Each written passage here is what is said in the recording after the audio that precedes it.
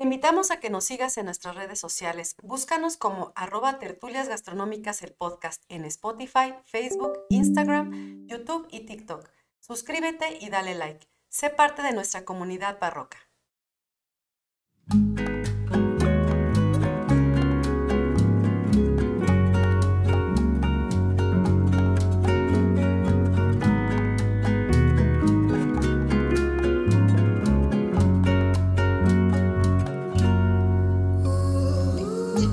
Hola a todos, bienvenidos a Tertulias Gastronómicas, un podcast donde platicamos de gastronomía, su entorno, significado, rituales, evolución y uno que otro chisme. Yo soy Viridiana Pantoja. Y yo soy Ingrid Millán. Y juntas nos echaremos una tertulia gastronómica. Sí. Amiga, ¿qué sucede con el episodio de hoy? Cuéntanos. Yo no sé tú, pero... Obviamente, no sé. Pero yo... Desde que iniciamos el proyecto sabíamos que iba a ser este proyecto a largo plazo, porque es algo que ya traíamos como objetivo, ¿no? Sí, claro. Y pues el día de hoy queremos agradecer. ¿Por qué? A ver, cuéntanos por qué. Bueno, primero, antes de empezar aquí a echarnos la verborrea que nos encanta, les pedimos que se suscriban a nuestras redes sociales. Recuerden que tenemos YouTube, tenemos Instagram, Facebook, TikTok. Estamos también en Patreon para que se suscriban, vean nuestro contenido adicional y apoyen este preciosísimo proyecto. Y bueno, ahora sí, estamos muy contentas porque sí, también ranquenos con las estrellitas. Recuerden también que estamos en todas las plataformas donde se pueden escuchar podcast y ver, porque ya ven que ahora también Spotify se puede ver, ¿no? Ya también tiene esa opción. Pero bueno, pasando a otros asuntos. Perdón, es que como hoy no traigo los audífonos, no me escucho, me siento así como rara. No escucho mi linda voz. Y bueno, entonces, estamos muy contentas porque con este episodio cerramos la tercera temporada de nuestro Tertulias Gastronómicas, el podcast. Y la verdad es que les agradecemos muchísimo que nos hayan apoyado. Ay, ya parece que me estoy despidiendo, ¿no? Ajá, de la tercera temporada, claro. Ya saben que, miren, de todas maneras, eso nos sirve a nosotros y a ustedes para que sepan en qué capítulo van, pero no tiene nada de especial porque de todas maneras empezamos en la cuarta temporada la siguiente semana, o sea, nosotros no nos tomamos vacaciones. O bueno, sí nos tomamos, pero ya las dejamos pregrabadas. No, o sea, nosotros no vamos a dejar de subir contenido cada semana, eso es importante mencionarlo. Y bueno, les agradecemos mucho por estar con nosotros, por apoyarnos, por escucharnos, por estar ahí diciéndonos en qué la estamos regando, qué estamos haciendo bien.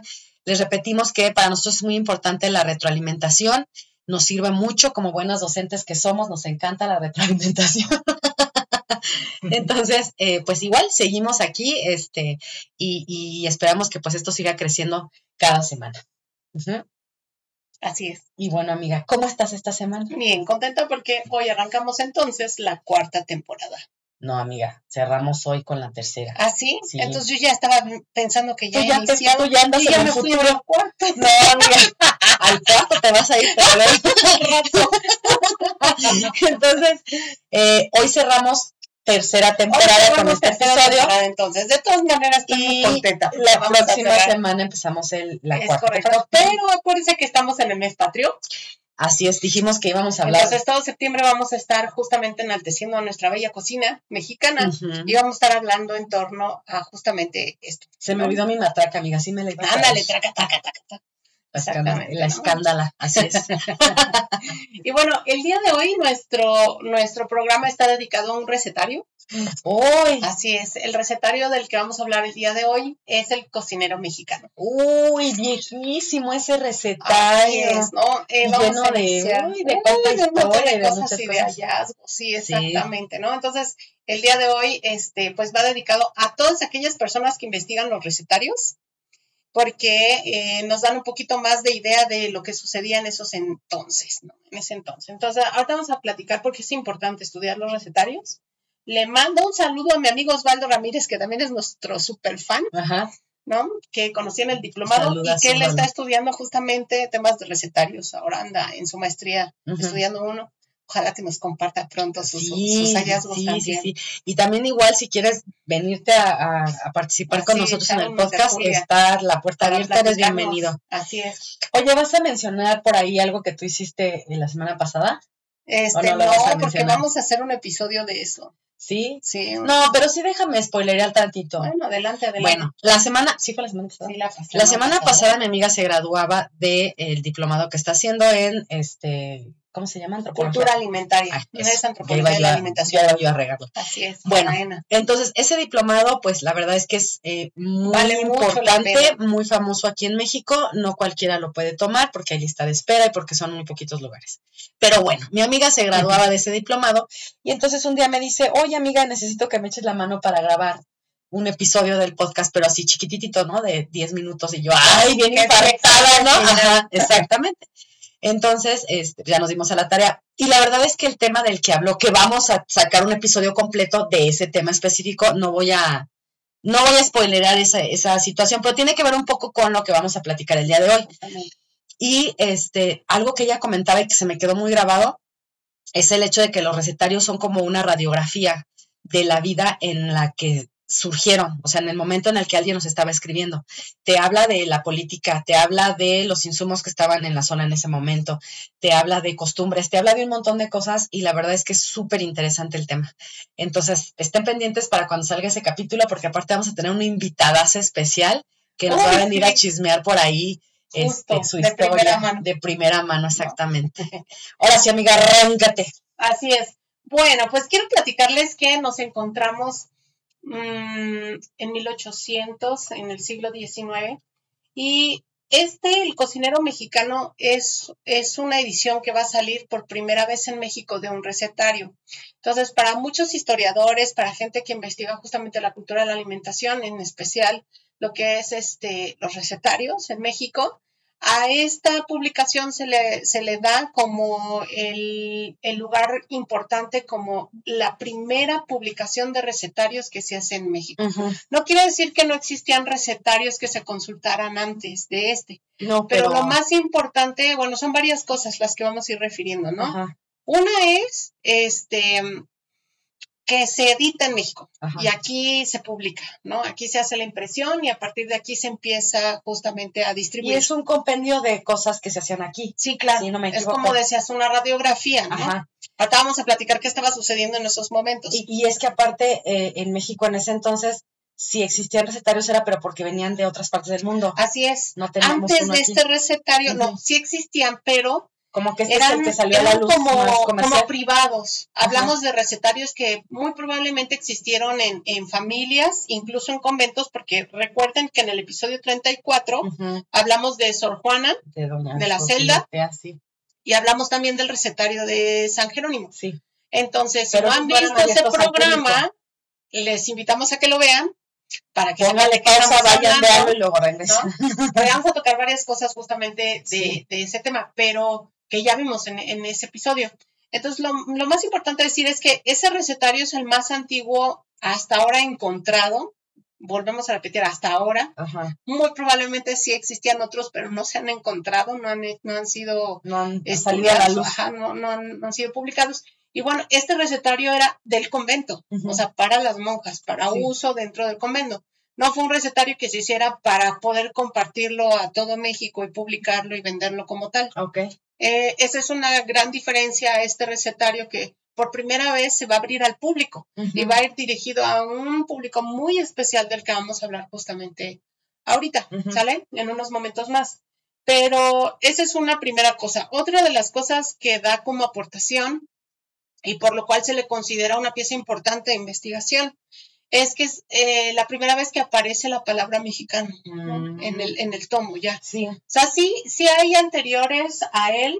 Ahorita les voy a dar los títulos. Hay uno que aparece en Oaxaca, pero también es como muy familiar, muy regional. Uh-huh. Y hay otro que aparece también, que incluso se publica en Nueva York, pero nada más se le hace así como al uso o a la usanza de al estilo lo mexicano, así, pero como muy, muy al final, uh-huh. ¿Me entiendes? Y entonces, el título orgullosamente así se lleva coloca, el nombre, ¿no? Sí. El cocinero mexicano, uh-huh. En donde se está asumiendo ya una posición en primera persona dentro del territorio de como México. País, reconociendo como país. Uh-huh. Entonces, sí es importante como dar los antecedentes, como siempre lo hacemos. Claro. Y sí quiero recordarles. El marco teórico. Así es, un poquito, ¿no? Que era lo que decíamos, que era muy importante precisamente para entender qué estaba sucediendo en esos momentos. Sí, el cocinero mexicano es publicado en 1831, okay. Sale en las primeras 3 décadas, ¿no? 1831, esta primera parte del siglo XIX,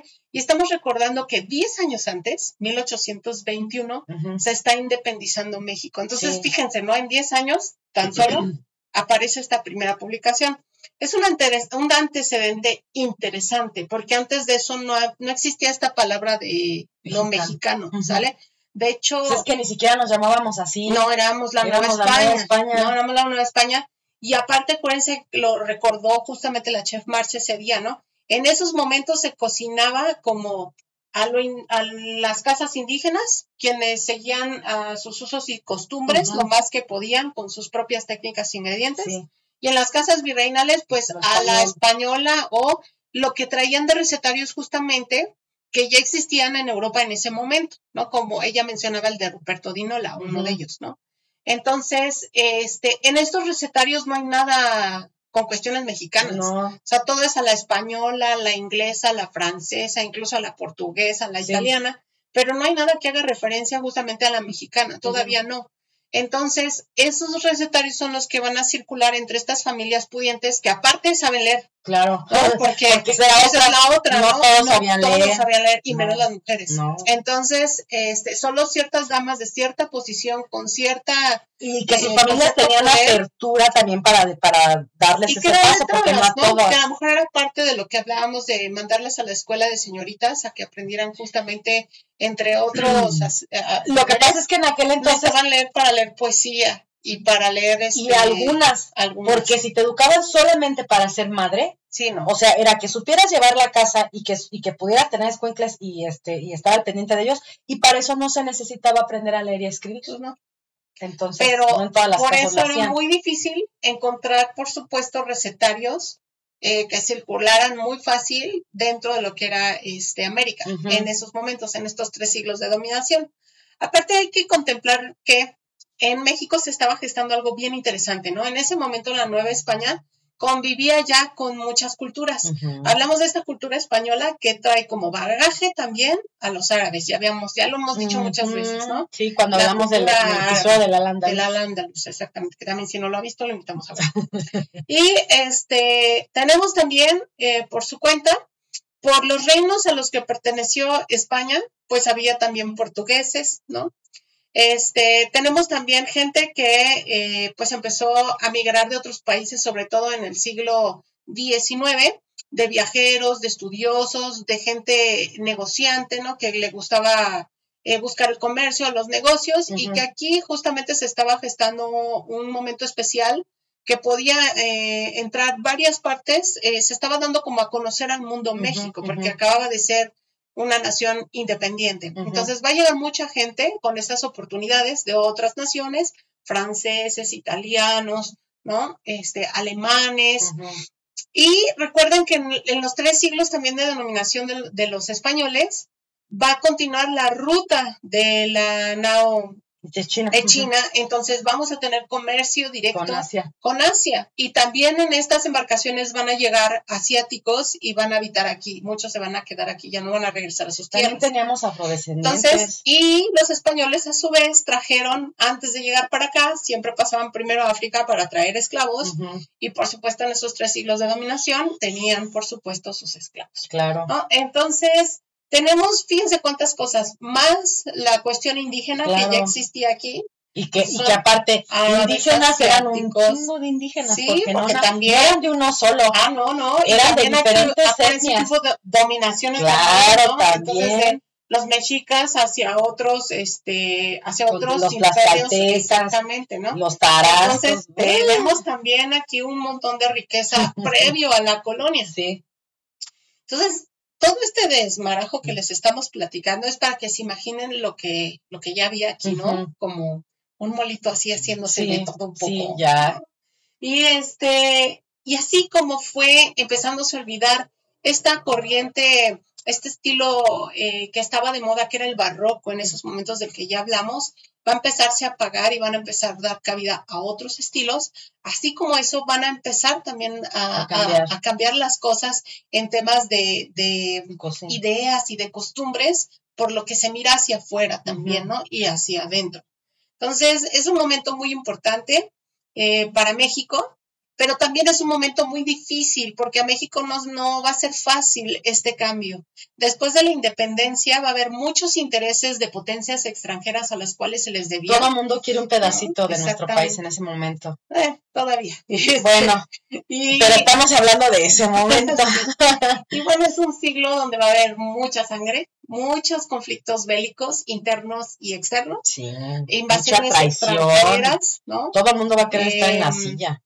Van a obligar a vender el territorio de México, vamos a perder la mitad del territorio que se va a quedar Estados Unidos. Me pareciera que fuera la mitad, pero sí es un montón. Sí, es un montón.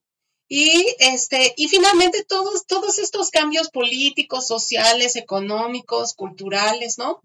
Van a dar justamente cabida a una nueva cocina que se está justamente formando.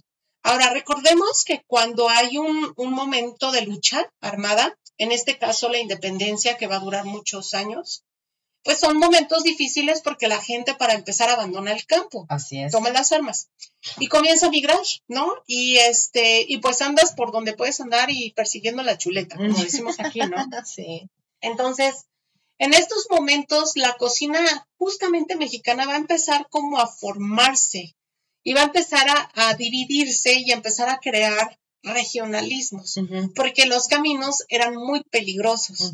Y también la gente va a tener que aprender a comer lo que hubiera en sus localidades, porque había guerra, no había mucho comercio y el poco que había era muy peligroso y muy caro. Y como había carestía, pues muy poca gente tenía acceso justamente a otros ingredientes que formaban parte de rutas comerciales o que eran de otros estados. La gente va a empezar a comer lo que tiene en su lugar y así van a nacer justamente las cocinas regionales, que es un dato muy importante, ¿no? Que sucede aquí. Ay, lo siento con mis perritos. De seguro se atravesó un zorrillo, amiga. La víbora. Sí, como ya ves que tú ves aquí en reserva, se atraviesa cada animalejo.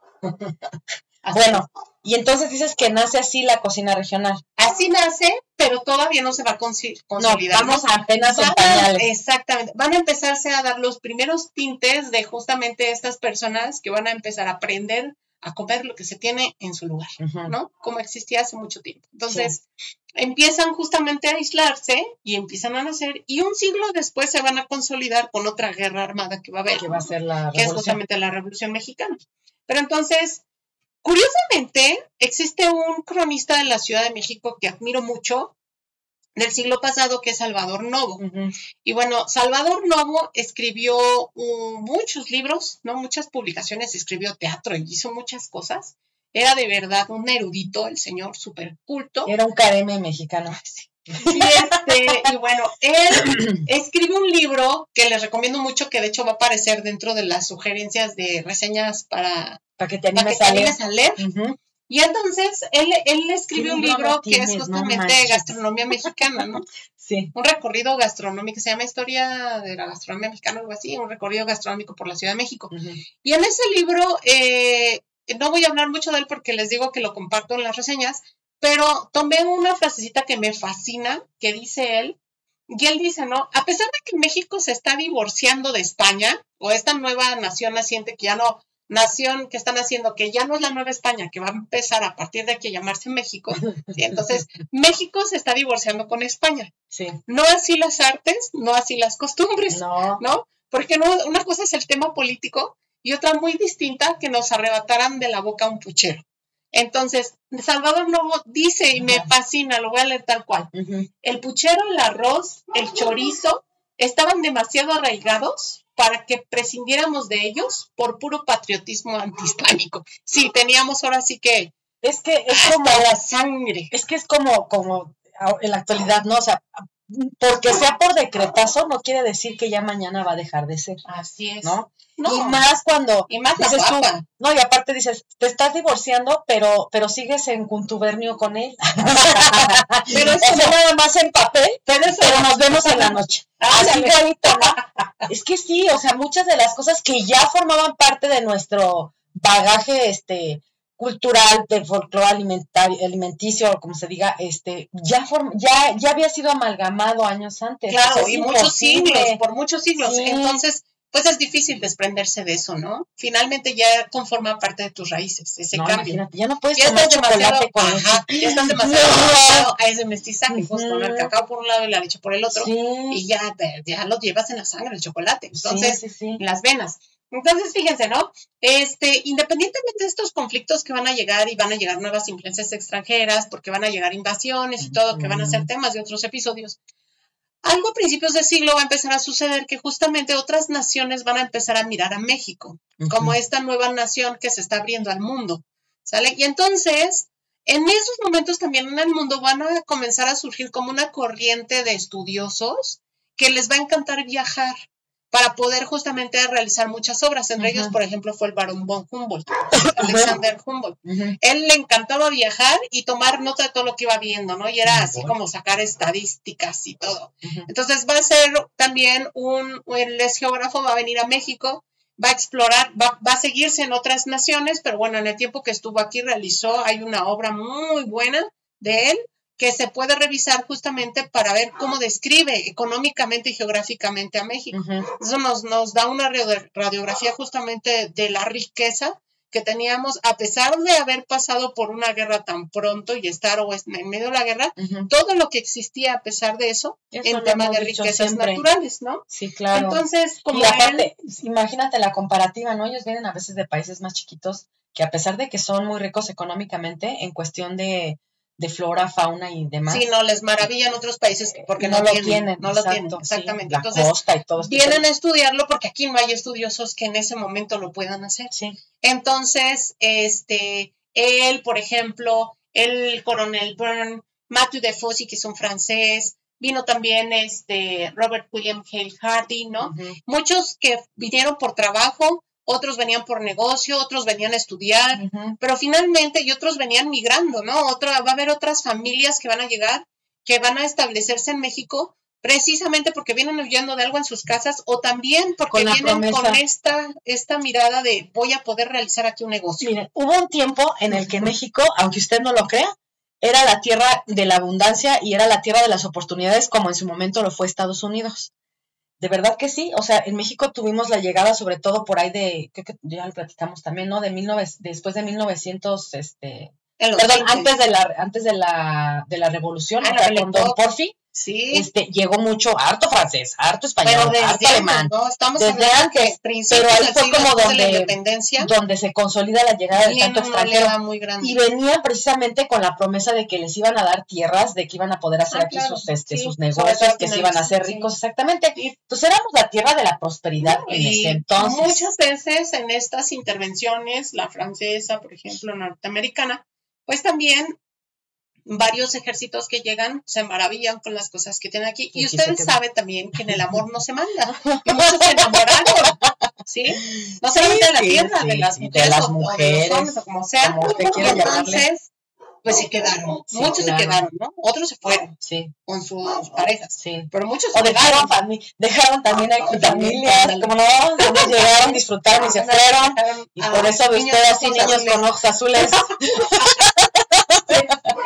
Pero bueno, y entonces, en toda esta oleada de extranjeros que va llegando, por supuesto ellos van trayendo ingredientes, van trayendo sus propias técnicas, sus propias costumbres, y esto se va integrando y se va entretejiendo en una red más interesante que ya existía de por sí aquí en lo que era el Nuevo Mundo, ¿no? Entonces va a estar bien interesante. Y antes justamente de aparecer este recetario, pues recordemos que estuvo el recetario de Sor Juana, que en ese momento pues no estaba publicado, eso es ya algo nuevo que se está estudiando justamente, pero que sí estaba público, así que podía usted ir a comprar a las librerías, ¿no? Y insisto, no era para todos, porque no cualquiera tenía, ni estaba letrado, o sea, no tenía cómo leer, no sabía, ni tenía el dinero para justamente comprarlo, ni tenía tampoco la accesibilidad de esos ingredientes para poder hacer frente a las recetas que venían ahí. Claro. Entonces, uno de esos libros, por ejemplo, era el de Jean-Antoine Brillat-Savarin, que ya hablamos de él, que él escribió Fisiologías del Gusto, obviamente es una publicación francesa, que aquí se tradujo al español por Eufemio Romero, y este circulaba ya en 1826 aquí. Hubo otro que se llama El arte nuevo de cocina y repostería acomodado al uso mexicano, que era lo que les decía, ¿no? O sea, como que trae una reminiscencia así embarrada, así de... Pero el acomodado es así como que ciertos ingredientes muy básicos, y pues quién sabe. Van a aparecer así con ese nombre, ¿no? Ajá. Va a aparecer en 1828 y se va justamente a publicar en Nueva York. Uh-huh. Entonces, lo que les digo, no va a haber aquí hasta 1831. Sí. Luego va a haber otro anónimo que se llama El arte de cocina según el uso de la provincia de Oaxaca. Este sí se escribe con J, amiga. Ok. Que apareció en 1829. Okay. Sí. Y también contemporáneo al cocinero mexicano va a aparecer otro que se llama... Ahí te va el título. Okay. Ya te les voy a dar el título también. El título del cocinero mexicano, porque ese es el cortito. Sí, no tiene. Pero ahí les va el título, ¿sí? Como la de Fisiología del Gusto que igualito dijimos el nombre, así eran los títulos en ese entonces. No a ver, dilo. Ahí va. De Alejandro Valdés, que es el que hace la imprenta, se llama Novísimo arte de la cocina o excelente colección de las mejores recetas para que al menor gasto posible pueda guiarse a la española, francesa, italiana e inglesa sin omitir cosa alguna de lo hasta aquí publicado para sazonar al estilo de nuestro país. Lleva añadido lo más selecto que se encuentra de la repostería, el arte de trinchar, etcétera. Ese es el título. Con dos graciosísimas estampas que aclaren mejor este último tomito dedicado a las señoritas mexicanas. No, Marta, ¿es en serio? Sí. O sea, no te agarra el título, ni siquiera la portada. Imagínate, así, ¿no? Yo me catálogo de libros ahorita. A ver, así de, ¿qué libro busca? Permítame. Pues ¿cuántos son? Nada más es uno, joven. Sí, lo chistoso es que era un solo tomo. No, sí está de... Sí, no. Y, por ejemplo, se queda corto con el otro. Al que vamos a hablar justamente, ¿no? Pero son contemporáneos, también es de 1831. Y bueno, ahora sí. Ahí todavía se veía la reminiscencia hasta del barroco en sí, en claro, ¿no? Y lo vamos a ver también en las recetas. O sea, a pesar de que ya cambia el siglo. Y es que es algo muy interesante, hay que decirlo también, lo voy a recordar. Siempre se los digo a los chavos también cuando estamos dando clase, ¿no? Acuérdense que estos estilos y estas modas no cambian de un día por otro. O sea, mejor si un día se le ocurre ponerse a alguien algo nuevo y al día siguiente, pero tiempo después es cuando se empieza, me gusta cómo se puso los tenis, entonces yo me los voy a poner igual. Y luego otro y otro, así hasta que se hace una masa, ¿no? Y luego se va a otra región, a otro país, y así tardan años, ¿no? Esas modas, y luego algunas se convierten en tendencias y así, pero pasa lo mismo con los estilos, ¿no? Entonces no va a ser un arte impuesto de un día para otro, va a ser un momento en el que hay transición y se van adaptando nuevos cambios. Y va evolucionando, porque también no nomás se queda ahí, ¿no? No. Va evolucionando. Pero hay momentos en los que sí tiene puntos álgidos, que es cuando todo el mundo lo usa. Todos, en todo. Exactamente, ¿no? Y entonces nace el cocinero mexicano. Ahí les va el título del cocinero mexicano contra el otro. Ya lo vi desde aquí. ¿Cómo decía el rancho? Ya lo vi Está pesado. El cocinero mexicano o colección de las mejores recetas para guisar al estilo americano y de las más selectas según el método de las cocinas española, italiana, francesa e inglesa. Pero bueno, estuvo más corto. Sí, pero de todas maneras es un montón. Lo importante es que ya justamente en esta primera parte del título dice mexicano. Sí. ¿No? Es algo bien interesante. Entonces, hay un investigador que sigo también mucho, José Luis Curiel. Él nos hace referencia, de hecho debo tener por aquí el libro. Bueno, amiga, perdón. José Luis Juárez López. Ajá. Él nos hace referencia en que esta palabra justamente que va a empezar ya como cocina mexicana va a justamente como fundamentarse o ya colocarse bien a finales del siglo. hasta casi entonces el hecho de que esto se haya publicado en 1831 pues es un buen antecedente, porque justamente da como las bases para de ahí partir, porque aún no es una publicación 100% netamente mexicana, ¿no? Y insisto, no debemos tampoco casarnos con ese término, porque existen muchas cosas ahí mezcladas que no son netamente originales, ¿no? Es que no, si ya entendemos que el hecho de decir mexicano es la mezcla de todo lo que ya hemos mencionado hasta el cansancio, bueno, entonces sí, pero no decir que es original mexicano porque pues no existe. Así es. Entonces, bueno, el cocinero mexicano, por lo tanto, como lo dije en ese examen final, lo repito aquí porque yo sé que usted no vio el examen final, ¿verdad? Pero me lo van a escuchar muchas veces siempre que nos refiramos a estudiar una obra, ¿no? Literal, en este caso, un recetario. Un recetario efectivamente es como una fotografía o una radiografía de lo que estaba sucediendo en una casa, en una familia y en un momento particular en un lugar determinado. O sea, en el espacio geográfico, en el espacio-tiempo. Así es. Exacto. En una familia determinada o, por ejemplo, si sucedió en un convento, si sucedió en una hacienda, pues nos va a dar justamente una radiografía de qué se comía y por qué se comía eso, ¿no? A qué tenían acceso. De entrada, que alguien sabía leer y alguien sabía interpretar lo que existía en esos recetarios. Porque los recetarios antiguos no son como los de ahorita, ¿no? El recetario antiguo a veces no le entiendes, tienes que leerlo como unas 10 veces para entender esos barrocos, ¿no? De hecho, ese recetario lo puedes encontrar en internet de forma gratuita. Yo lo tengo descargado en PDF. Ay, si yo no lo tengo, luego me lo pasas. Sí, te lo paso.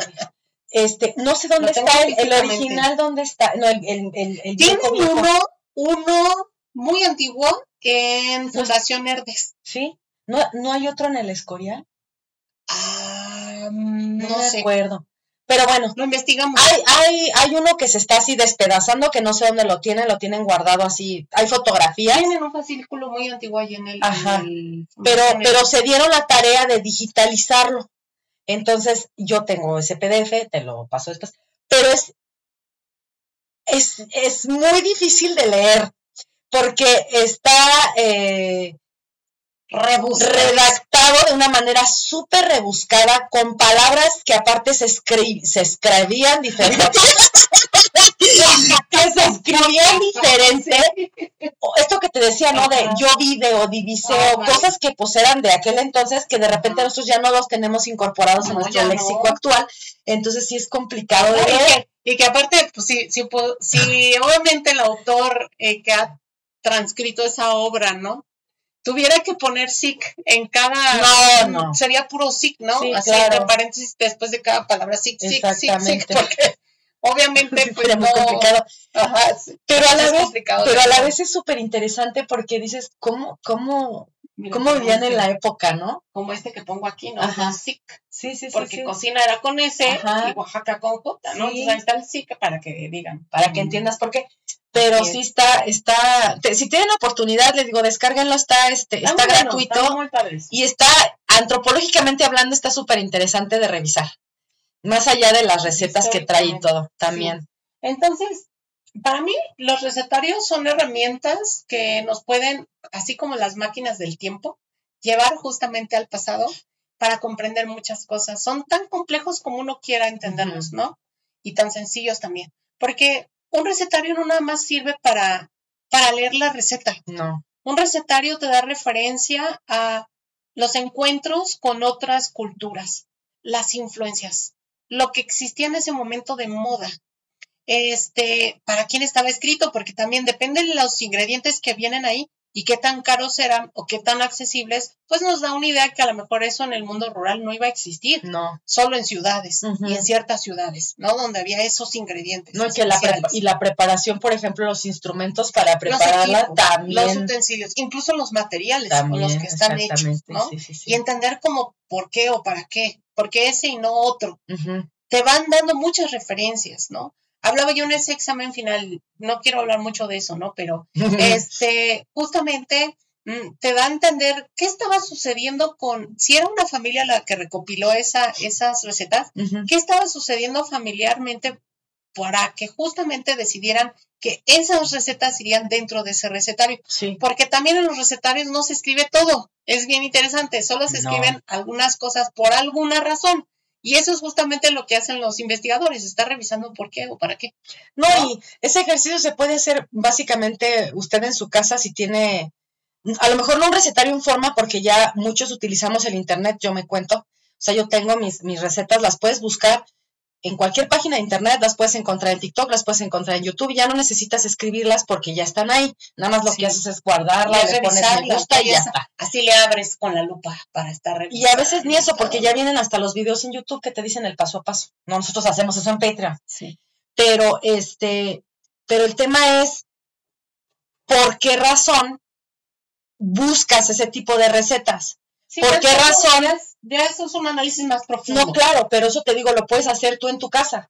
Y hacer esta retrospectiva de decir, bueno, si yo reviso el listado de las recetas que busqué esta semana, así de sencillo, ¿no? Es porque eso habla de que esa semana no tuve ni más de tiempo para hacer de tragar, entonces tuve que hacer recetas súper sencillas, o porque a partir de este mes en adelante busqué pura receta de dulce porque ya mi hijo cumplió 3 años y ya le estoy empezando a dar otro tipo de alimentación. Sí, o sea, por ejemplo, es a lo mejor para algunas culturas o por la cuestión de religión hay ciertas cosas que están prohibidas, ciertas que solo se consumen en ciertas temporadas. Los que solo son vegetarianos. Entonces, un recetario te da muchas claves, te puede enseñar muchas cosas de una cultura en ese lugar. Y en este caso, en este recetario, pues también empezamos justamente a estudiar estos tintes de mexicanidad, ¿no? Así lo voy a poner entre comillas, sí. Como yo. Ajá, sí.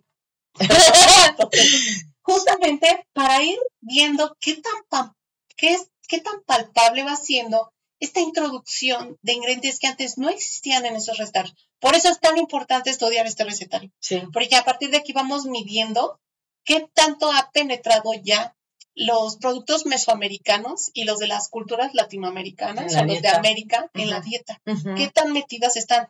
¿Y qué tanto mestizaje ya hay? ¿Qué tanta fusión ha habido en estas recetas? Que a lo mejor originalmente eran de aquí y ya tienen ingredientes extranjeros. O viceversa. O viceversa, ¿no? Eran originalmente árabes, originalmente españolas, originalmente, entre comillas, ya traen nopales, choconostle, ¿no? Como esta tortilla de la que hablábamos, ¿no? Una tortilla, no sé, española, pero en vez de llevar ingredientes europeos, pues ahora lleva justamente jitomate, o lleva chiles, ¿no? Exacto. O lleva taquelites. Entonces, se va transformando, se va adaptando, va evolucionando y al final de cuentas te va refiriendo un tiempo y un espacio, ¿no? Un lugar determinado. Entonces, algo que llama mucho mi atención, porque ahorita ya les voy a empezar a platicar qué hallazgos yo encontré. Son muchísimos y obviamente, como les digo, es muy, para 1 hora es poquito, pero ojalá que nos dé tiempo también en otros episodios de hablar de otras facetas, ¿no? De otras cosas que fui descubriendo. Pero bueno, ahorita les comparto que lo primero que me llama la atención es que es un libro, tú lo abres y lo primero que viene son como sugerencias del servicio, de cómo tú tienes que montar una mesa o el servicio para atender a las personas que van a comer de lo que vas a preparar de ese recetario, ¿no? Y entonces este recetario que les comentaba yo, no recuerdo si lo dije, que era anónimo. No lo dijiste. Pues curiosamente es otra de las cosas que a mí me llaman la atención, ¿no? ¿Cómo es posible que un recetario tan completo no tenga autor? Pues es que de haber dicho, por si la riego, que nadie me vaya a echar la culpa. De hecho, el cocinero mexicano, lo único que se sabe es que quien lo edita fue Mariano Galván Rivera, a quien se le da justamente pues esa razón, porque él fue el que lo estuvo publicando finalmente. Pero no tiene un autor. No se sabe. ¿Es un compendio? No se sabe si es un compendio, no se sabe si fue una señora quien lo hizo. Yo indago que es una mujer la que está detrás de esto. Pero como en ese entonces no teníamos ni voz ni voto, pues que sea un hombre. O varias, porque ahorita vas a dar cuenta de verdad de la cantidad de trabajo que esto significó en ese entonces, ¿no? Entendiendo lo que hacía una mujer en ese entonces. Sí, claro. ¿Sale? Entonces, voy a explicarles. En estos 3 servicios, uno, por ejemplo, puntualiza. Siempre tiene que estar todo aseado y limpio. Y a partir de ahí, ya empezamos, ¿no? Y entonces dice, la manera número 1 de montaje podría ser colocar todo al centro de la mesa y por tiempos. Es una especie como de servicio inglés. Ok, sí. Donde depende de la cantidad de personas van a colocarlo al centro de la mesa o hacia las orillas. Sí. Si son muchas personas, en dos partes, ¿no? Colocando a veces las viandas más grandes hacia afuera y las más chiquitas y las más decoradas hacia el centro. O sea, él te va diciendo como, bueno, hablo de él, el recetario, ¿eh? Sí. El recetario te va explicando cuáles son las que tendrían que irse acomodando y cómo. O sea, es como una fotografía de lo que tenías que hacer en esas mesas. Te lo vas imaginando, ¿no?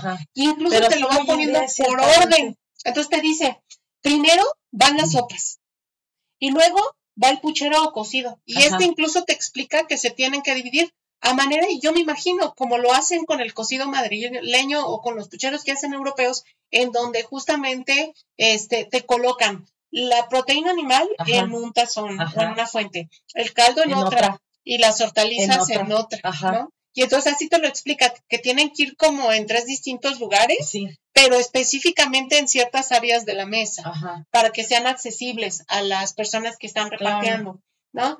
La tercera son las viandas vegetales. No es cierto, esta es del cocido madrileño.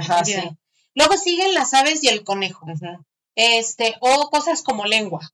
Luego asados y ensaladas. Enseguida frituras y menestras, o sea, y en cada momento se está quitando y se están poniendo los tiempos. Entonces tenían que tener mucha servidumbre para hacer frente a este tipo de servicios, para que se imaginen, servidumbre trabajando en la cocina y los que están en el servicio, la que están justamente recogiendo y cambiando. O sea, ya me estás hablando que ese recetario no era para cualquier tipo de persona. Para cualquier persona, por supuesto. No, aparte, o sea, si tenías 20 hijos y servir eso en una familia más pobre, pues ¿cómo crees? Luego frituras y menestras, y luego pasteles y jaletinas. Las jaletinas. Luego postres, dulce y fruta. Luego helados y repostería. Se limpiaba después la mesa y ahí hace referencia a que había una costumbre de poner un doble mantel largo. Para que cuando se terminara la parte salada, lo quitaban y se quitaban el mantel con todo y las moronas y entonces ya quedaba como limpia otra vez y pulcra. Esa es una buena idea, Ya, hay que comprar 2 manteles. Sí, amiga, vamos a comprar 2 manteles, sí. Y bueno, no lo había pensado. Y luego llegaba el café. Y a esa hora del café llegaban los licores y el vino de postre. Y ahí terminaba el servicio. Con eso estamos hablando que son 9 tiempos. No manches. 9 tiempos. ¿Quién tiene espacio para eso, amiga?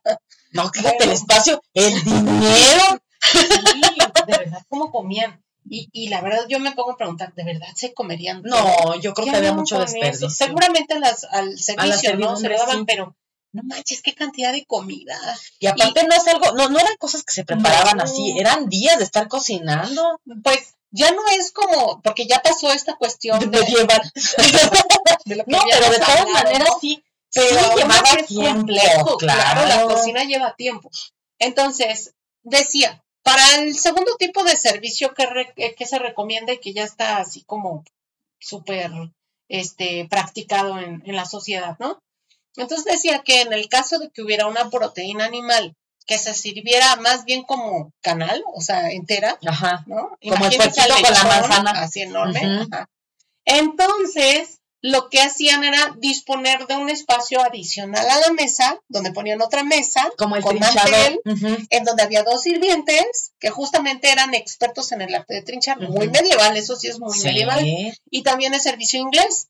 Y entonces, dependiendo del número de personas, se cortaban y ya se iban sirviendo a todas las personas, ¿no? Entonces, era otro tipo de servicio. Y entonces, también debía de haber servicio porque a los lados tenían que poner más platos y más cubiertos para que en caso de los cambios iban cambiando todo eso, iban llevando lo sucio, ¿no? Incluso aquí dice que antes de que la gente se sentara a comer, una de las cosas que debía de estar a fuerza dentro del lugar de cada persona era una servilleta doblada curiosamente. ¿Qué significa doblada curiosamente? Pues ya significa que ya estamos en estos protocolos de hacer los dobleces de las servilletas, ¿no? Sí, pero eso no puntualizas nada, o sea, puede ser desde el obispo, puede ser desde el obispo hasta una rosa, hasta aventada así. Así como ahora es el arte contemporáneo, ¿no? Así, imagínalo, amiga. 50,000 pesos. Lo que significa para ti, curiosamente, en el siglo XIX, en 1831. No, sí, yo creo que ya es el arte del doblaje de las servilletas, ¿no? Así es. Y bueno, la tercera manera dice que debía de ponerse la mesa individualmente como en el servicio anterior. Y aquí lo que hacían era colocar siempre bebidas al centro para que no hubiera ese tema de que, híjola, ya le faltó algo de beber. No, siempre ahí las bebidas, ¿no? Licores también, o agua o lo que se fuera a colocar, refrescos a veces. Aquí, por ejemplo, puntualiza que en ese tipo de servicios debía de haber decoración, o sea, debía haber flores o algo muy bonito, que estuviera vistoso en la mesa. Y decía que también debían de colocarse al centro, por lo menos durante los 3 primeros tiempos, debía de haber platones con cosas frías, o sea, cosas que se pudieran comer frías, ¿no? También, incluso cortes grandes, como roast beef así. Que se pudieran comer frías. Ok. ¿Para qué? Para que cada vez que estuvieran llegando los tiempos, la gente pudiera agarrar de enfrente. Y pues no había el tema de que se enfriara, porque ya estaba frío. Claro. No se comía así. Entonces decían que eso tenía que durar por lo menos 3 servicios. Entonces imagina la cantidad que debían tener. Válgame el cielo. Y a partir del el cuarto ya era lo dulce. Entonces ya todo lo salado se retiraba y llegaba ese cuarto tiempo. Entonces ahí se servían más refrescos, helados, frutas, café, té y licores. Y comparte una cita textual aquí para que se la imagine. A ver. Si el convite fuese en celebración de boda, días u otro acontecimiento feliz. O sea, si es triste, no. O entre los convidados hay algunos aficionados a los brindis, de suerte que se crea que no faltarán, se introducen en el segundo servicio unos timbales huecos de masa, puestos boca abajo, con palomas u otros pájaros más chicos adentro. Lo que se advertirá a uno de los convidados, para que lo rompa al tiempo de los brindis y salgan los pájaros volando. No manches, bien barroco. Ahora resulta que tiene que ser el pájaro vivo, le cortas las palomitas y así es. No inventes. El entretenimiento. Qué espectáculo, sí. Sí, yo no, así como. No, pero imagino a la pobre cocinera metiendo las palomas así, ándale. Aparte de comentarles que en este siglo XIX va a existir, no sé cómo llamarlo, una manera de comer que no es ni una cena, ni ni comida. ¿Cómo se dice antes de la cena? ¿Merienda? Ajá, ni una merienda, ninguna deseada, sino todo lo contrario. Ah, caray. A ver. En ese siglo va a aparecer el ambigú. ¿Ok? Que es un estado en donde hay una costumbre de, si había un baile o una reunión que requiriera que las personas estuvieran ahí libremente caminando y así. Estuvieran libremente. Porque a lo mejor hay baile, entonces están en el baile, entonces no necesariamente hay una hora específica en donde todos se sienten a comer. Entonces, el ambigú era un servicio que estaba puesto estratégicamente en un área de una sala especial, en donde si te daba hambre, tú estabas en el bailongo, pero si te daba hambre, entonces te decía, oye, Viri, ¿tienes hambre? Sí. Como una especie de buffet. No, ni siquiera, sí, no. Porque estaba dispuesto así en un lugar en donde te atendían servidumbre y todo. Claro. Se entendía que era servicio frío también, porque no se sabía en qué momento se iba a sentar las personas, pero era muy también así como, yo digo que hasta estrafalario, ¿no? La cantidad de cosas que había, y siempre debía tener ahí sirvientes atendiéndote para servirte bebidas, y si algo se acababa ahí tenía que ir como a volverlo a rellenar. Ahí te va, ¿no? Les voy a compartir, por ejemplo, qué venía. Entonces, aquí dice que en la mesa se sentaban los invitados y siempre muy cerca de ellos tenían a la mano un platón con un lomo de ternera asado o algo parecido que se podía comer frío. Al lado de los platones se colocaban lechugas, pierna de carnero, pescado frito, frío. Sí, ¿Sale? Claro. Luego, atrás se hacía otra línea como de guarniciones y ahí ponían aceitunas, salchichón rebanado, escabeches, sardinas o salmón, betabel rebanado, quesos de Flandes abiertos, etcétera. No, pues ¿sí? Papitas, amiga. Atrás en otra hilera. Chicharrones y papitas y cacahuates. Atrás en otra hilera. O sea, a lo mejor hay que hacer eso. Primero las papas, luego los cacahuates y luego. Y hasta el final el salmón. No, amiga, ya no nos alcanzó. Por eso te digo, eso, imagínate, o sea, en esta época que vas a andar poniendo todo eso dineral, pues te digo. Aparte el baile, los músicos, el vestido, no más, la champán. No, sí era de correr mucha lana ahí en esa época. Atrás de esa fila de aceitunas, debía haber la hilera de vino, y siempre lleno, ¿eh? No creo que haya sido botellas cualquier de vino, botellas, no copas, No. botellas de vino, licores, aguardientes y platitos con pastelitos, alcaparras, alcachofas asadas. Luego una cuarta línea, que ocupaban servicios para que nunca se acabaran de platos, tazas, cubiertos, por si se te caía, por si querías más, y entonces la servidumbre lo que hacía era irte quitando esos platos que ya usaste una vez para que tengas uno nuevo y siempre se esté ahí reciclando, ¿no? Y demás piezas del menage como vinagretas, sal, todo lo que la pimienta, etcétera, ¿no? Aceites. Entonces, fíjense, esta es la primera propuesta del cocinero mexicano, así abre. Es algo bien interesante, ¿no? Y los recetarios no abren con eso. No, directamente. No lo compras. Así son de ricos. No lo compras. Así que ya quieras llega la receta. Gracias. Pero, o sea, para empezar, amiga, ni vajilla tengo para tener eso. O sea, nada más tengo vajilla para 6 personas. Lo demás es de plástico. Imagínense. Así cada quien lava su plato si lo quiere volver a utilizar. Póngale su nombre porque ya no hay más. Aquí está el plumón. Sí, aquí está el plumón. No vamos a brillar en sociedad. No, amiga. Híjola, ya se grabó. Claro, pero pues, bueno, ¿qué datos interesantes ya hay en torno a lo que es el recetario, no? En el cocinero mexicano encontré 2,579 recetas en total. Ay, son muchísimas. Estoy bien loquita, porque yo me puse a contarlas, he de decirte. Sí. Agarré y dije, voy a contarlas. Sí. Y entonces, normal en tu casa. Sí, no, y aparte fue así por tratado. Entonces dije, no voy a contarlas del 1 al 1200. Y de seguro hiciste tu tablita de Excel como siempre. Te la puedo enseñar. No, diga, no me la enseñes. No, la tablita de Excel. Por eso, tampoco. Y entonces hace cuenta que sí, fui haciendo una tablita justamente para poderme dar idea en su totalidad a lo que significaba, ¿no?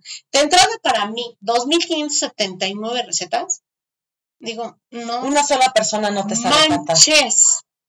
O sea, eso tuvo que haber sido un compendio, por eso decía yo, de varias. No es probable que hasta de varias mujeres o de varias personas, porque está cañón. Sí, son muchas. ¿No? Y van a ver la complejidad, ahorita les voy a decir, porque no nada más son así cualquier sándwiches, ¿no? Así, no, ni siquiera aparece. Chilaquiles, quesadillas. Sí aparecen chilaquiles y quesadillas. Sí, pero no todo es de eso. No todo de eso, ¿no? 2,000 maneras de hacer chilaquiles. Y aparte de decirte que estas 2,579 son aproximadas, porque hay algunas recetas que te dicen que puedes sustituir cosas o que puedes acompañarlas con otras tantas. Y ya es otra diferencia. Entonces, ya estamos hablando que son de una, se hacen 3, ¿no? De lo que están sugiriendo ahí. Sí. No todas, pero pues aproximadamente, ¿no? Y a eso hay que sumarle los consejos, porque una cosa es que te diga la receta, y otra muy distinta de los consejos que te da para poder armar esas recetas, ¿no?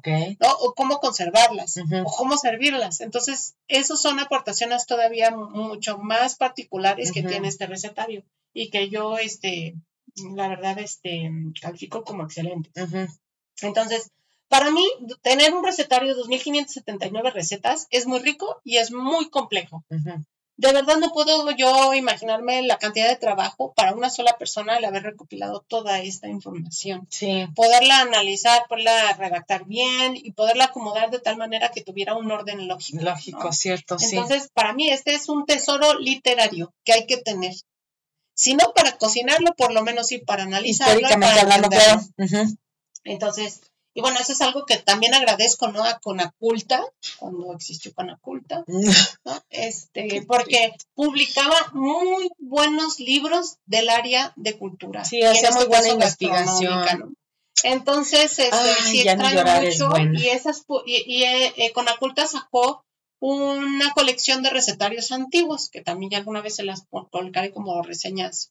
Que también la tienes, por supuesto. Claro, no la junté toda, desgraciadamente, porque pues no siempre se tiene dinero. No, somos pobres. Apoyen nuestro proyecto. No siempre se encuentran tan fácil. Ahora están en las librerías de lo viejo, ¿no?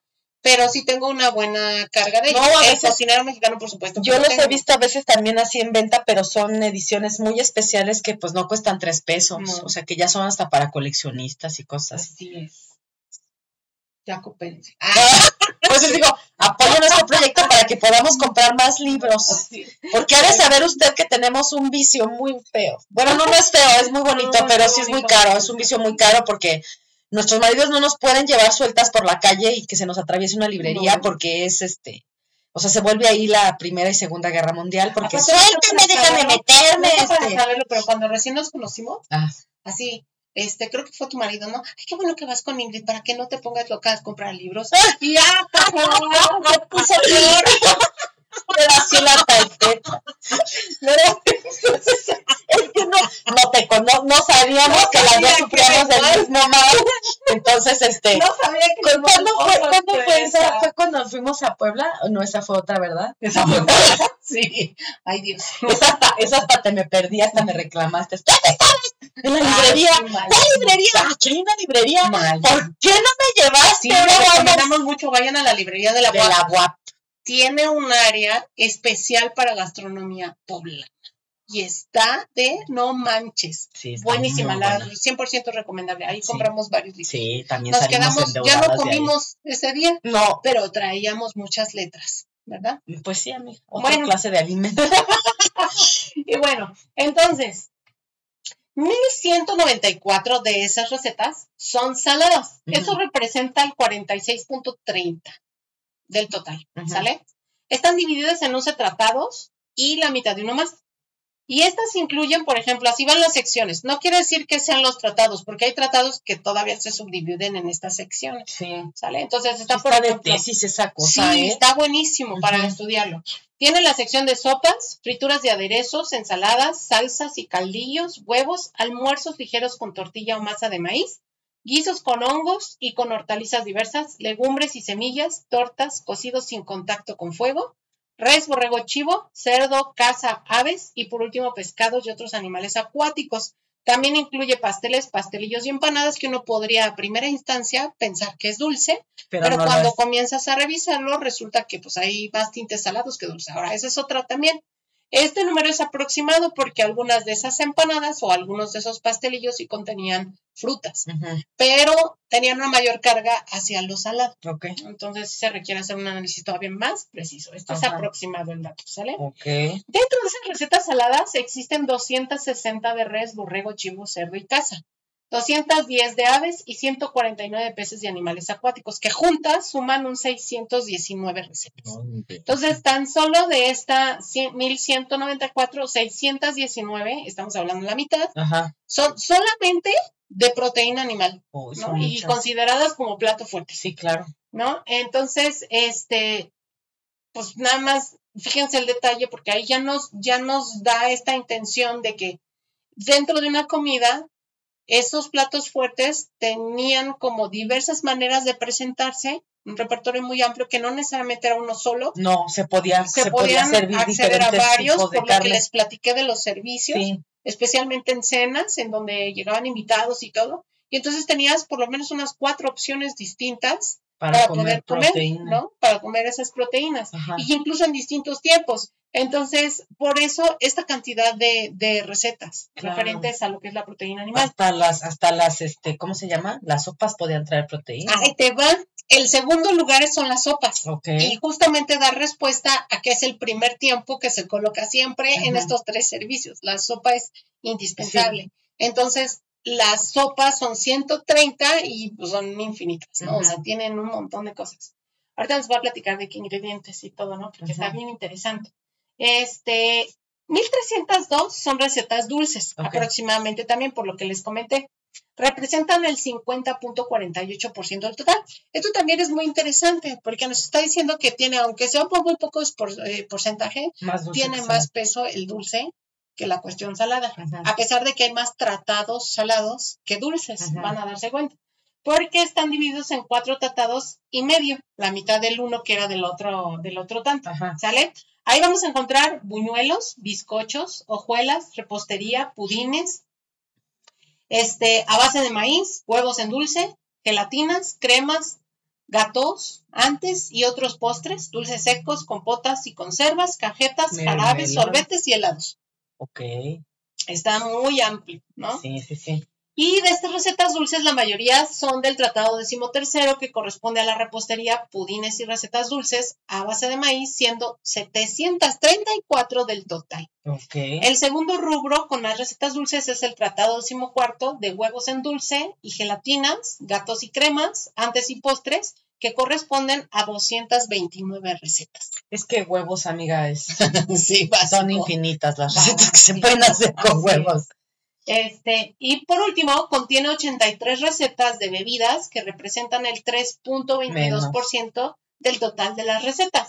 Estas se presentan en un tratado y un apéndice en el cual se incluyen ratafias, aguas espirituosas, cremas y aceites y chicha y pulque, ¿no?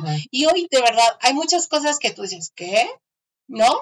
Que y sí, como que dices, que puede ser que sí las conozcamos, pero que, porque el nombre nada más es distinto, ¿no? Así es. Ahí me salta, por ejemplo, el tema del pulque. No que me salte, sino que meterlo en un recetario tan especial como este, que no era para cualquier tipo de persona, y ya le estás integrando el pulque, quiere decir que también ahí ya estaba cambiando la percepción que se tenía de esa bebida, porque recordemos que antes, pues era bebida para pobres e indígenas. Marginados, ¿no? Sí, vistos como la clase inferior. Ajá. Sí, exactamente. Por eso es tan importante revisar los recetarios, porque podemos empezar a darnos cuenta qué grado de mestizaje está habiendo y que ciertos ingredientes, como yo les decía, de otras culturas se están introduciendo y se están fusionando, y cuáles otros de esta parte, de este continente y específicamente de Mesoamérica, se están ya introduciendo como tal, sin esconderlos, sin cambiarles de nombre, así como son, ¿no? E incluso colocarle otros ingredientes originales para que fueran cambiando estas maneras o estas propuestas de cómo beberlas para verse un poquito más refinadas, si lo quieres ver así. Ajá. ¿No? Entonces, como el sublimado de maíz, ¿no? Que se la de hecho, la chicha, ¿no? Ajá. Chicha es el tejuino. Sí. O el tejuino para los que están en Jalisco, ¿no? Que es una cerveza de maíz. Tejuino, sí. O una cerveza de maíz hoy actual, ¿no? Pero también eran bebidas que no los españoles, pero para no nada. estaban acostumbrados normalmente. O se ocupaban más bien para cuestiones de la salud o también para cocinar, ¿no? Es muy, pero no como tal en bebida. Así de estar bebiendo. Nada más para darle sabor a ciertas preparaciones. Entonces, eso es de manera general. Sí. Otros hallazgos que comparto son que la estructura de sus recetas es muy básica. O sea, si tú abres y empiezas, viene una tras otra.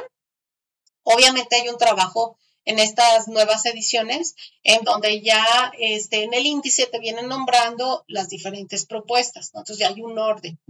Pero hay unas que se llaman otras, por ejemplo. O sea, quiere decir que tienes que ver la anterior, ¿no? Y en la anterior decía, no sé, voy a inventar, torta de arroz. Y entonces abajo dice otra. Y abajo otra, y así, ¿no? Y entonces es como una subreceta de la principal. No subreceta, es otra propuesta de otra torta de arroz, pero pues se hace distinto, con otros toques, ¿no? Sí, ya entendí. Entonces, tienes ya como 6 recetas de tortas de arroz y tú decides cuál ocupar, la que más te guste. Pero se llama otra. Pero se llama otra, ¿no? Entonces tienes como que estar revisando bien qué fue lo anterior para entender, ¿no? Y entonces, en esta estructura lo más interesante es que no trae cantidades ni trae unidades, muy pocas traen. ¿Y entonces cómo entonces Ojo de buen cubano? Para mí, lo que yo puedo indagar es que estos tratados están hechos para alguien que ya sabe cocinar, que previamente ya entró a la cocina y que por supuesto entiende qué es colocar a doble fuego, qué es estofar, qué es picar en tales medidas, o qué es un gigot, un fricasé, qué es un dulce o una cajeta. ¿Trae pizca como medida? ¿O no dice una pizca de sal? No, nada. Ponle sal, no, nada más dice así, agregar sal, azúcar, pero no te dice cuánto, ¿no? Ni en qué momento, o sea, algunos sí, otras no. Ok. Y te dice disponer los ingredientes para poder hacer la cajeta. Y luego, ¿cuáles, no? O sea, como que sí hay muchas. Que sí conoces. Sí, muchas. Obviamente, en esta cuestión que llama mi atención es que el que lo leyera se asume que ya sabe. Sí. Que ya tiene ese entendimiento previo, entonces ya es como ahora en las escuelas actuales, ya llevó técnicas 1, 2 y 3, entonces ya puede llegar a la cocina de especialidad, claro, porque en el tecnicismo en el que le van a hablar, ya no entiende, ¿no? Entonces igual, en el cocinero mexicano podemos observar ese grado ya de especialización, Okay. en donde no te van a explicar paso a paso cómo se agarra un cuchillo o cómo se corta tal verdura o qué es lo que se ocupa o cuánto tiempo se cocina o cómo se revisa el punto de bola en el azúcar o así, ¿no? O sea, ya dan por hecho que tú ya sabes. Okay.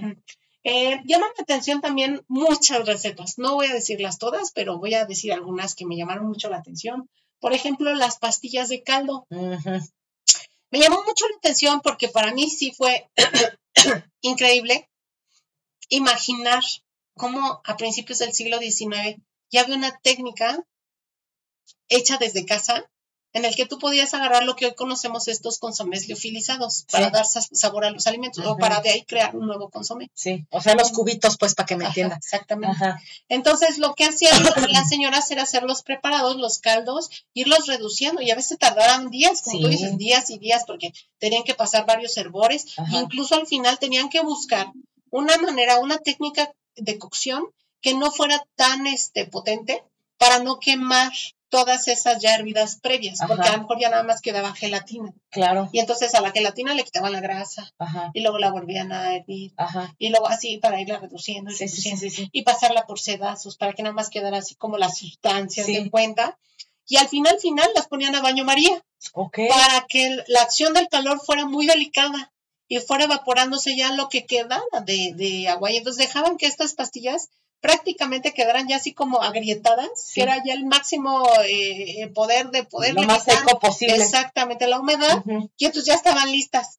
Las agarraban y las metían dentro de un frasco, así como en cuadrícula las iban metiendo dentro de un frasco de vidrio, y dice que en la receta que duraban años.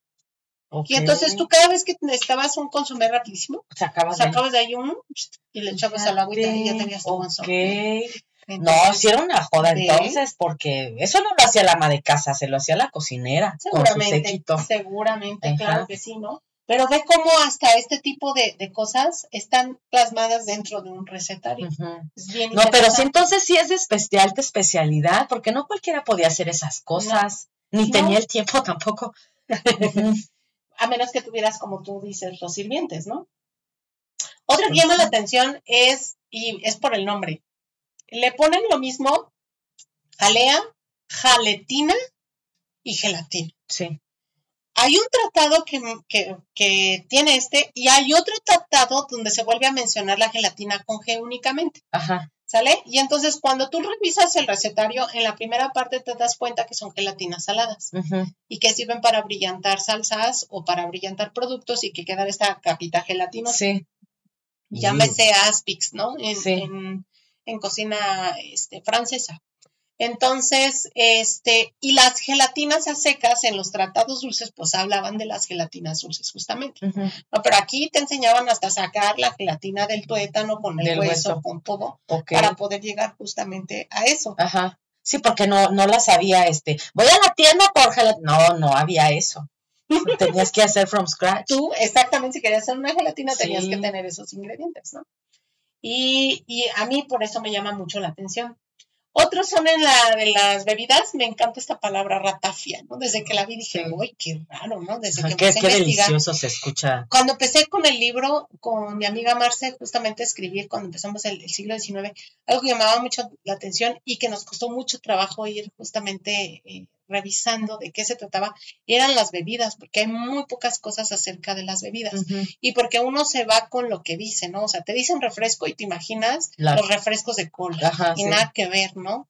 No, eso lo platicábamos también en el episodio en un episodio. En el de la revolución, pero estábamos hablando de los refrescos de fresa. Sí, pero del general Pancho Villa, exactamente. Y yo te decía, pues que era porque le gustaban de fresa, y te decía, pues una Fanta de fresa, ¿no? Y te las imaginas así burbujeantes y todo.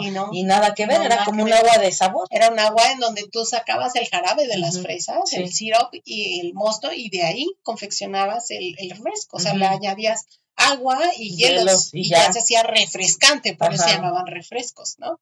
Y bueno, en el caso de las ratafias y las aguas espirituosas, que también me llaman mucho la atención, los nombres, ¿no? Los aceites.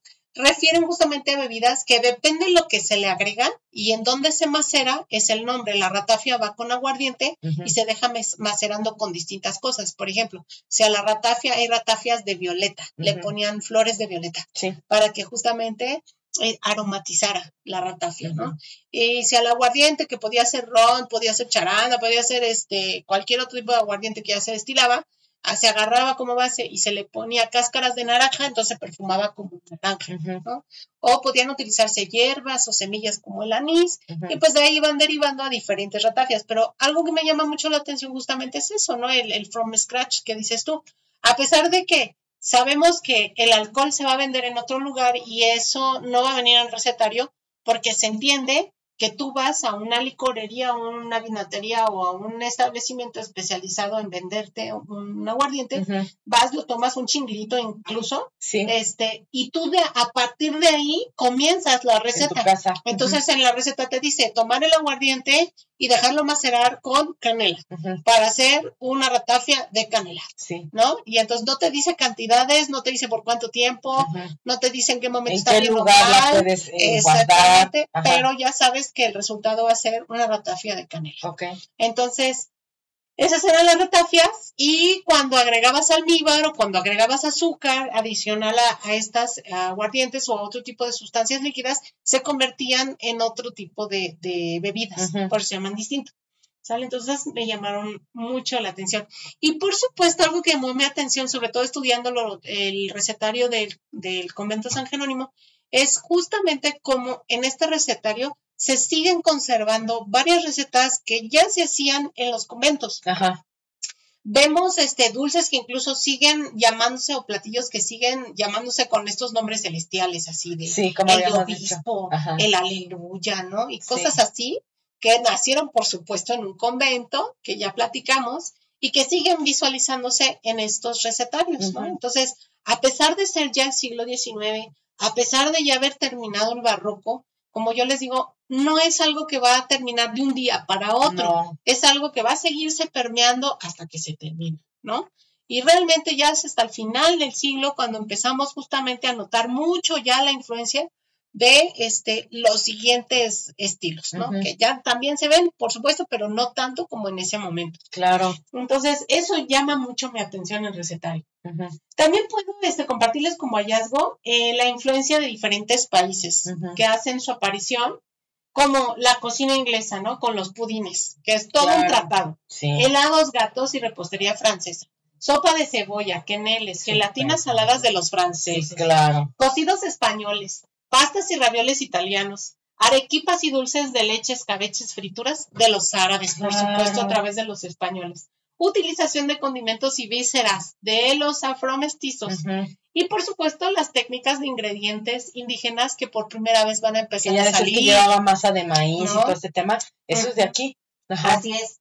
Me queda muy claro que existen incluso apellidos dentro de platillos que refieren exactamente al lugar a donde están influenciados, creados, o incluso que tú dices así, ay, voy a hacerlo a la, ¿no? Porque te acuerdas de tu tía. A la veracruzana. Exactamente. Y entonces tenemos así en la sopa de arroz a la valenciana, la sopa francesa de pan, los tallarines a la italiana, el arroz estilo Turquía, la tortilla turca, el fricasé, que tan solo el fricasé decía fricasé español, fricasé italiano, fricasé francés, el que tú quieras.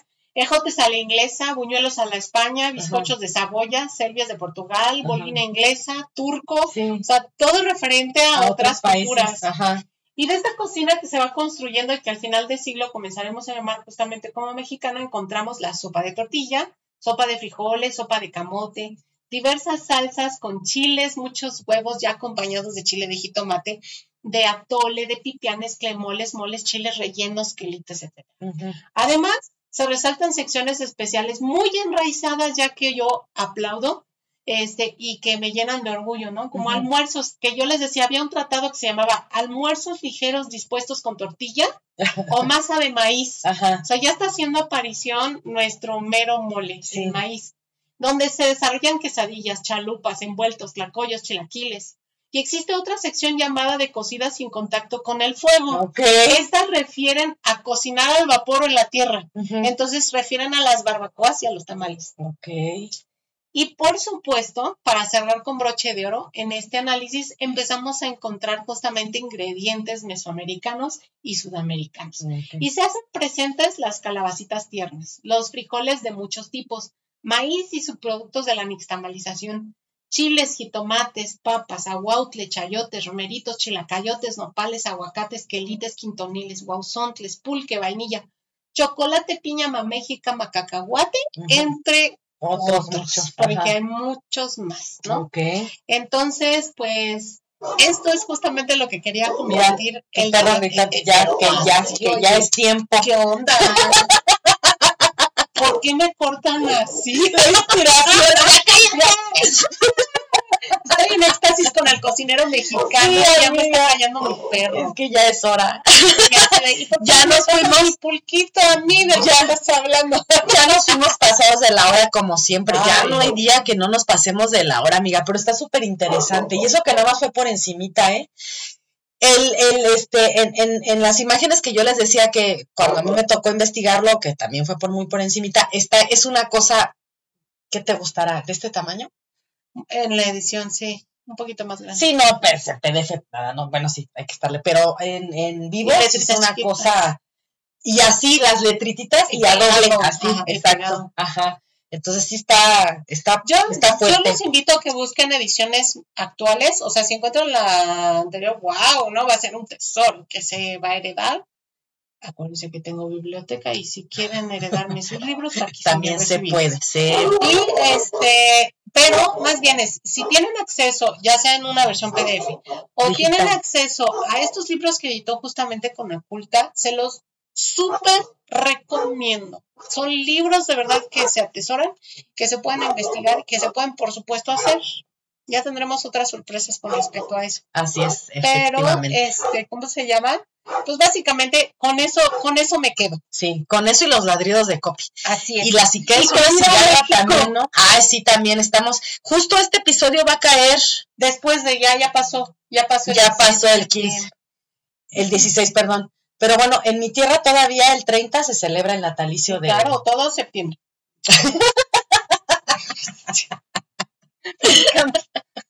Se nota el sombrero así de... Ay, Dios. Entonces, feliz cumpleaños a nuestra tierra. Así es. Quiéranla, ámenla, respétenla. Estámonos orgullosos de verdad, porque pocas cocinas en el mundo pueden jactarse, pueden vanagloriarse con todo lo que tenemos aquí. Así ¿no? es. Y como dice mi amiga Marce, en este descubrimiento investigación, nos damos cuenta que la cocina mexicana es muy compleja y que no es una cocina. Son muchas cocinas, depende desde el punto de vista de donde las ves. Así es. Y bueno, nos despedimos, estamos listas ya para la próxima semana, pero sin antes yo mencionarles que... A estrenar nueva temporada. Exactamente, pero recuerden seguirnos en nuestras redes sociales, recuerden apoyarnos en nuestro proyecto de Patreon. Favor, que muchos nos siguen, pero no nos ponen las estrellitas en el, ¿cómo se llama? En el Spotify. En Spotify. Y bueno, pero algo con lo que quería cerrar es, sea usted un buen mexicano. Sí. Pero ser buen mexicano quiere decir que tengamos ética, que seamos responsables, que seamos ejemplo en todo lo que hacemos. Pensemos en los demás. Buenos mexicanos. Uh-huh. Y dejemos de lado las cosas negativas por las cuales nos damos a conocer hacia afuera y retomemos este tema de nacionalismo, pero un nacionalismo bien llevado, no digas estupideces. Bien hecho como debe de ser para sentirnos orgullosos de lo que somos. Nos vemos la próxima semana. La próxima semana, bye.